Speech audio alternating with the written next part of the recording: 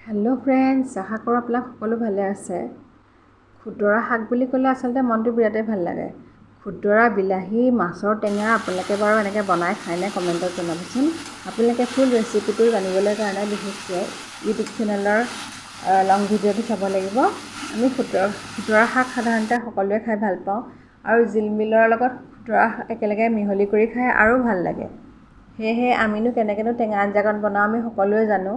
বেলেগ বেলেগ আচলতে পদ্ধতিৰে টেঙা আঞ্জা বনোৱা হয়, বেলেগ বেলেগ বস্তু দি পেলাই। আপোনালোকে পিছে টেঙা আঞ্জা বুলি ক'লে কোনবিধ টেঙা আঞ্জা খাই বহুত ভাল পায় কমেণ্টত জনাবচোন।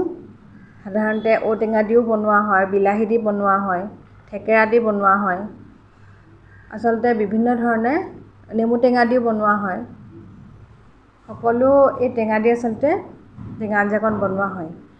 সেয়েহে এতিয়া ভাজি থকা মাছখিনিও এনেকৈ দি দিলোঁ উতলি থকা আঞ্জাত, আৰু প্ৰায় ৰেডিয়ে হৈ গৈছে বুলি ধৰক। আৰু গৰম গৰম ভাতৰ লগত পৰিৱেশন কৰিব। লগত যদি ঘৰত ৰঙালাও ভাজি বনোৱা আছে, ৰঙালাও ভাজি অকণমানো লৈ ল'ব, খাই বিৰাটেই ভাল পাব।